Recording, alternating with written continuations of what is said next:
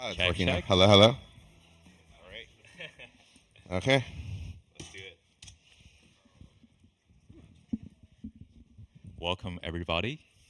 My name is Ryan Wang. I'm the founding partner of Outpost Capital, a Silicon Valley-based early-stage VC firm focused on frontier technology investment. And today, I'm super lucky and super honored to invite a dear friend, a mentor of mine, and a legendary investor, Tipatat, to the stage. So, Tipatat, You're just as legendary. Everyone knows your awesome fashion sense. thank you. Thank you so much. Yeah, so Tip, why don't you share a little bit about yourself? Hi, everyone. I'm Tipatat Chinnivasan, general partner and co-founder of the Venture Reality Fund. I've been investing in the VR or XR and AI ecosystem for 10 years now. Our fund, we focus on early stage. We've been fortunate enough to invest in some of the most successful XR companies, including the makers of Beat Saber, Job Simulator, and Rec Room. But yeah, we've done just as many healthcare companies as we've done gaming companies, and actually, our portfolio is about like 60% enterprise and like about 40% consumer. And we've done now over 55 investments over two funds, something like that. Yeah. Amazing. So that's a lot of XR companies. Oh, what's crazy is we've looked at over, I don't know, 9,000 companies. So. Yes, I mean, yes. but what I think is really interesting, I mean, you and I, we've been doing this for a long time. Like, I remember, like, before I had my fund, before you had Output, like, yeah, we were talking about this and we were excited about XR. I'm kind of curious, like, what made you excited about XR? Like, why did you feel like this could be the future? Right. So I want to share a small story of my own personal experience, what got me into XR. So I started my career as an investment banker and, working on my corporate days, right? And one day I attended a session, like a side event in New York City, where people share some of their 4D applications, and there are a few demos where you can kind of like enter into a virtual world with a VR headset, but playing around 4D object.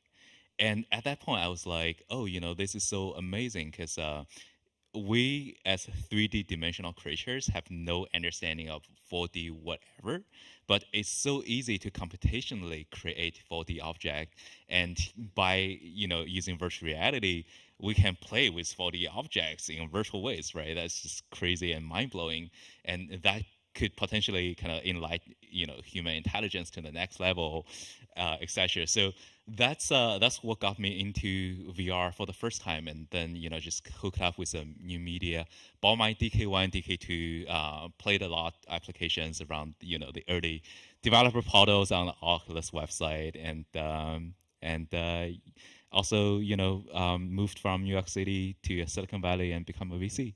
So that's my personal journey. Yeah. What about you? So yeah, yeah, I've been working in interactive gaming entertainment space for all of my career, mostly as an artist and an interaction designer and prototyper. And it was that Kickstarter when I saw John Carmack, the god of like 3D gaming graphics, say, "Hey, this is VR is gonna happen. It's gonna be legit." I'm like, okay, I will spend 350 to figure that out, and that was the best $350 I've ever spent in my life. And yeah, it was actually the DK2, but like I was building experiences to try to show myself like what I thought XR could be, just like fun little like just sketches of like, oh, what would experience be cool for me. And I wanted to jump into my favorite movie, The Matrix. I didn't want to watch Neo, I wanted to be Neo. I met Morpheus. He told me the world's a computer simulation, and then I jumped across buildings and dodged bullets. So making this little silly Matrix demo that I did in 19 weekends with some friends, I accidentally cured myself of my real life fear of heights. And that was like my light bulb moment, or this is the most profound technology we've ever created as a species. Like this, like I've had movies and games trigger the fear, but to actually have this rewire my brain is going to change how we live, we learn, we play, but we work, like educate. There's just so many opportunities here. And so that's when I was like, okay, no, I'm all in on this. I was fortunate enough to join one of the first incubators in the space, and that got me enough of a brand as an investor to then start my fund with my partner, Marco. And Yeah, we've been doing this for 9 years now with this fund, and it's been an incredible journey. Yeah, and it's been the industry itself has been through a lot of ups and downs, right? So if we do a reflection over the past 9 years of venture investing, and really the past 10 years, if we think about the original Facebook Oculus acquisition, I still remember the days. It's March 2014, right? So it's been 10 years. So it's been 10 years for the industry. If we do a reflection, um, back from 10 years, 9, 10 years ago, when you first create your VR application, when you first write your check into a VR company, right? What are some of the predictions you made at that time that turned out to be false? Yeah. No, it's interesting. Like, I think definitely there's a combination of things that we thought like would happen faster, and then some things that happened faster than I anticipated, and a lot of things that happened slower than anticipated. I think one of the interesting things I think of is like the adoption of storytelling. I really thought, like this could be the forefront of storytelling, that we could tell new types of stories, or that, we would live these experiences and it would be so much more impactful and people would really get it. And, what we've seen is storytellers, there are amazing works, win tons of awards, but it's hard to create that kind of industry. And there hasn't been that much. It's like gaming has really taken off. Like in the App Store today, in the Meta App Store, over $2.5 billion of user money is spent. And we've seen hugely successful games, but not very successful storytelling experiences. So that's been one of the kind of more disappointing areas. Yeah, I think there are a lot of amazing storytelling content since 10 years ago, right? But it seemed that the commercialization and monetization model for a lot of triple A content, high quality productions is just not there yet. And also 10 years ago, everyone predict like 360 video and VR video in general will be a big thing, right? A lot of the largest, some of the largest valuation of companies, largest chunk of check sizes goes to some of the companies as well. But somehow the 360, 180, 3D video is just not able to make it. Although I will say the Vision Pro does kind of change this. Like this was one of those things where we're like, okay, well, at the state of the art of the time we had at this commodity like $500 hardware, the visual fidelity wasn't compelling enough for mainstream audiences. But what I think Apple has really shown with the Vision Pro, at this $3,500 price point, we're getting Retina, like almost Retina quality, 4K per eye. Now, when you watch Stereo 180, which I personally used to tell founders like, stop, go do something else. But when you do these experiences that are done by Apple, you watch the MLS, the soccer highlights experience, and you see them cheering, in the locker room, or you see them on the field, and you're like, or the pitch, sorry, but it's really profound. And they have this documentary about parkour. I don't know if you've seen it yet, but yeah, like this is some of the most visually immersive uses of the Vision Pro, and I was totally like, man, I thought this 180 stereo video was dead, and maybe Apple can bring it back. This is such an interesting point, right? I just want to kind of like talk about this a little bit further. So 10 years ago, we feel the power of 360 video, right? We feel the power of being immersive in this kind of format. So that's where the hope is. But back then, the camera is not ready. The content are not there, right? The content creators, they are not educated to do storytelling in the immersive format, right? So they need to learn the lessons. The ISPs, the internet infrastructure, the content delivery network is not able to deliver even 4K videos, right? But today, like 4K is default for everybody, and the device problem is solved, and all the other the storytellers, after 10 years of education, there is a new generation of content storytellers, movie directors who understand how to, who have accumulated the knowledge of best practices on how to do immersive storytelling. So, we have an abundance of content as well, right? So maybe the vision, there's no problem with the vision. It's an issue of the timing. Potentially. I mean, I also too. There's like other innovative things. Like there's like Gucci experience. If anyone has a Vision Pro, I definitely recommend trying these experiences. But it's like it's a 2D image or 2D video, but then it turns like certain scenes. They put you fully 3D immersive, or they have 3D objects kind of that further accentuate what's being talked about, and you're like, oh yeah, this is kind of a hybrid approach, but it works very, very well. But I think these are all things because of the visual fidelity of the Vision Pro.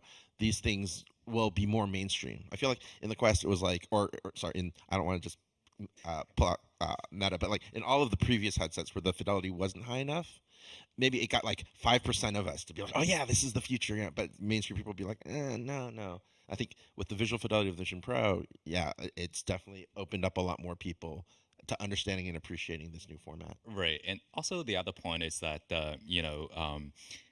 back then when the first personal computer was developed, when the first video game was developed, right, people do not have too many alternatives on how to consume content, how to tell stories.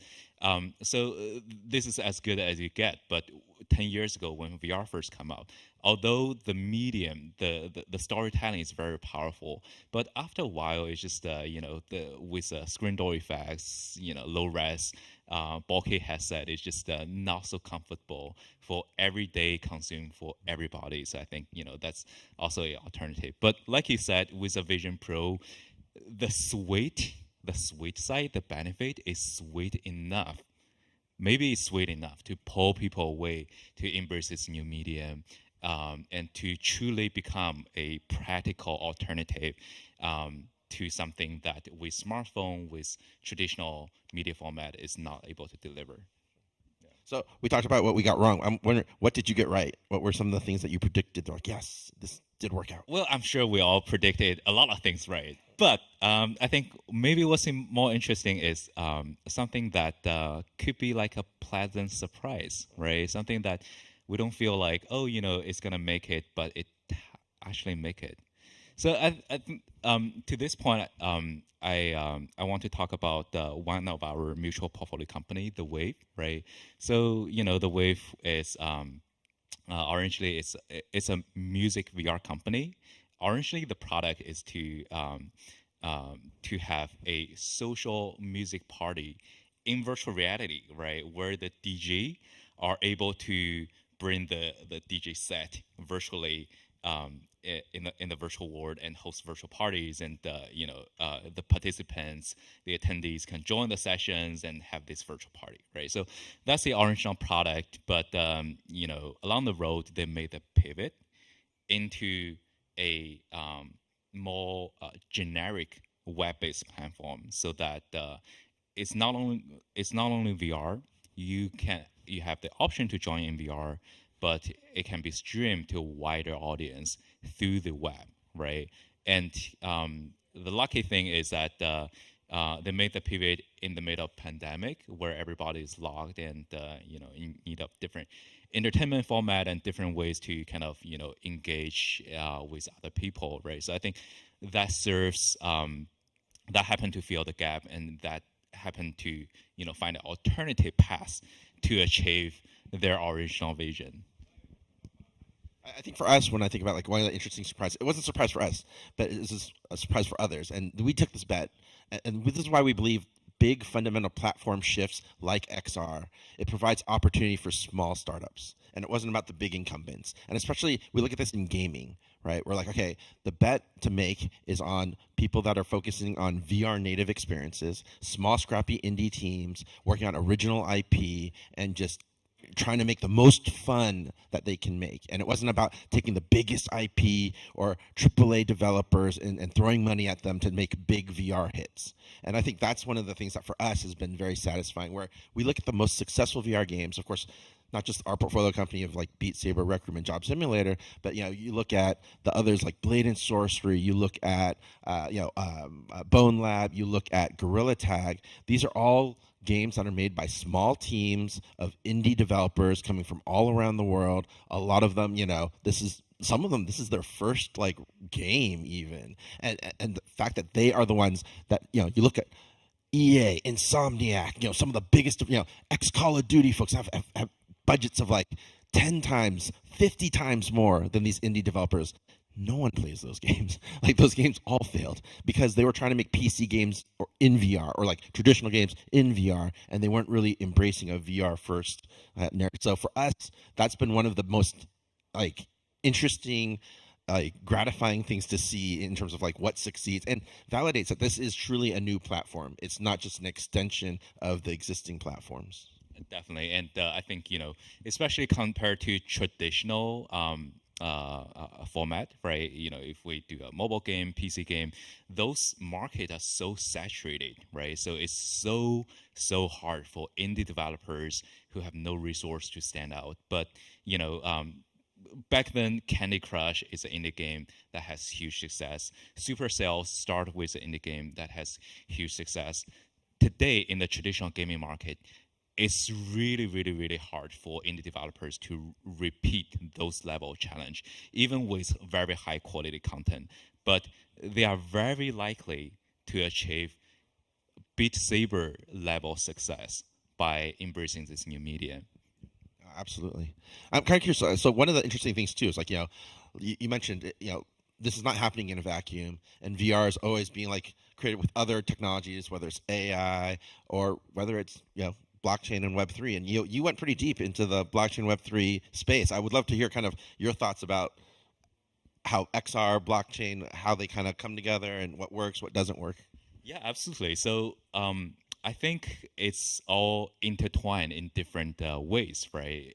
Each of these frontier technology sectors. So VR, AR, XR, we mostly talk about our sensors, right? The input into our body and potentially certain amount of output, right?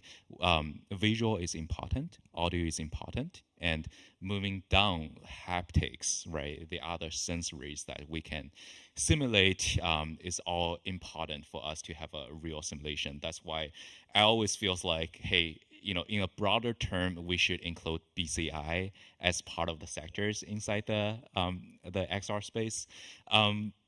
And AI is a virtualization of intelligence, right? So especially in sectors like virtual avatars, right? We see a lot of overlap between XR and AI, where the visuals, the appearance are powered by gaming XR technology, but the conversations, the characters, the personality are delivered through AI, right?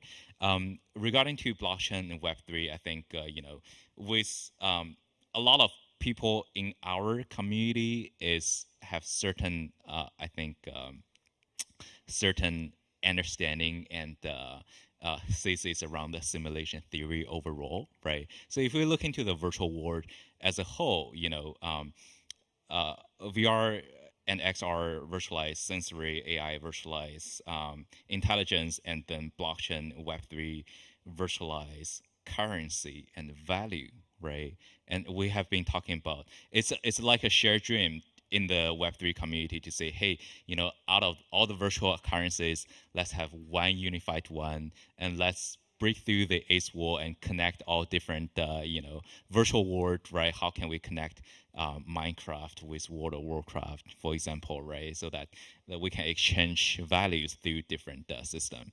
Although it's still a dream that's yet to be fulfilled, we see some of the actual adoption in terms of financial service industry, in terms of certain like decentralized applications, right? So I think for the Web3 industry in particular, the overlap with the XR sector is in the different metaverse projects and how this can be used as a common currency to transfer values between different worlds.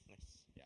Yeah, I mean the way we think about it too, like people are always like, oh yeah, like AI, what's AI and XR? XR wouldn't exist without AI, right? Like XR works because of computer vision, because of all of these other techniques that were developed. And so a lot of ways we think about XR being the human interface for a lot of the AI. And you think about it, especially now too, with like generative AI being super exciting, yeah, you can generate an image, that's cool. But now you can generate your reality, what you're seeing all around you, that's profound, right? So if you think about the most profound uses of generative AI will be when it's in a headset and you're finally getting to do the holodeck, which everyone dreamed about. It's interesting. Like, one of the most interesting, biggest challenges is content, right? Like, how are we ever going to get? It's so expensive to create this content. Generative AI, of course, it's still pretty early on the 3D side of generating, but that's going to be the big solution for a lot of this. I think, we talked a lot about like. Between us personally, and I think it'd be great to share kind of what do we think are some of the biggest bottlenecks, what are the biggest problems that still need to be solved to get to the really, I don't want to say mainstream, but to get to billions of headsets, right? Or like, that vision of XR. Yeah, so I think, this remind me of another point that I previously thought would make sense, but turned out to take longer than expected, which is, the iteration of the headset and the hardware in general, right? So, starting from like 9, 10 years ago, when I first investigate a different aspect of the different enabling technology, different components for the future generation of hardware, I thought technologies like facial tracking, like eye tracking, foveated rendering are so important, are so essential to take the entire experience to the next level that by the second generation of all the headset, some of it at least should be default into the headset, right? But we see a lot of progress on the iteration of the headset, on the hardware, but it actually takes so much longer so that, only after 10 years, we see a lot of those technology in a premium $3,000 device, right? So I think, to be honest, I'm a little bit disappointed about the pace of hardware iterations of integrating new components. But I think, with like inside-out tracking, right, this kind of technology, back then we need like outside-facing sensors to guarantee the high precision tracking, right? I think, those kind of components have been adopted a little bit faster than I expected. Yeah, no, I think in terms of what's holding us back, right? Like to get to the dream of the eyeglass form factor, right? It's just a lot of it is when we think about where XR today is, it's because we're cobbling together all the components that currently exist. We're repurposing things. We're repurposing screens from cell phones or like optics engines that were used for other purposes, right? And now to evolve as an industry, we have to have special built for the needs of what we think XR needs to be. And so, like waveguides, everyone's like, okay, well, we want a wide field of view for a true XR. We want variable focal, especially for optical see-through, right? And the problem is all of the current solutions are a dead end. Like the waveguides, we know, like by physics, they can only go up to like 90-ish. And they're like, oh, well, you can stack multiple. And it's like, well, we already have problems with power consumption with just powering one waveguide system, right? Like, and now you want to stack 5 of them? Like, no, that's not going to work. 5 batteries. Yeah. So understanding new optical solutions built for just this. But it's not just on the hardware, too. We think about the software, right? Like polygons, the 3D engines we have today based off polygons and textures, like they work well on a flat 2D screen. But when you're in VR fully immersive, these engines don't always look that great. And more importantly, too, aren't always super efficient. And so understanding new ways of representing 3D data, whether using something like radiance fields, like a lot of people call them like NURBS or Gaussian splats, like that will be a much more efficient way of representing 3D data that can be that when consumed in a headset looks way better than any like polygon rendering technique, and it's much cheaper to do. And what's really interesting about this too is this will be the right way to capture data and store that data, and also to train LLMs on how to understand 3D. One of the biggest challenges we see right now, like why text to 3D isn't very good, is because it's trained off of low quality open source 3D data sets of like real-time 3D models that aren't even like the best of like Pixar and like Sony studios. It's just common academic data sets and stuff scraped off the web. But now if you're like, okay, now with radiance fields, there can be a much more inexpensive way to capture photorealistic 3D worlds and then train and have that be the data set that you're trained on. And now the holodeck could be created, right? I think that's the interesting thing about like Gen AI. I think will solve that content creation problem in a really profound way. Yeah, definitely. And I think, one thing I like to that point is that like you said, AI training is heavily reliant on data, garbage in, garbage out, right? So quality of data matters a lot. One of the beauty for XR and XR's impact in the AI industry is that I think it unlocks a whole new set of, potential data set that was high quality and traditionally wasn't available. If you think about how data is captured today, mostly on your phone, click, right? It knows where you go, what you do, etc. Logistic data, but it doesn't know who you are. It doesn't know what kind of behavior you have. It doesn't know where your attention is, right? It doesn't know what kind of personality your mood is. But with XR technology, all this data all of a sudden are just become so available.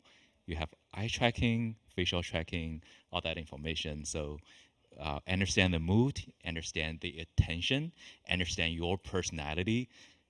With all that data, I think it's exciting and scary at the same time to think about what the LLM can do with those kind of behavior data set.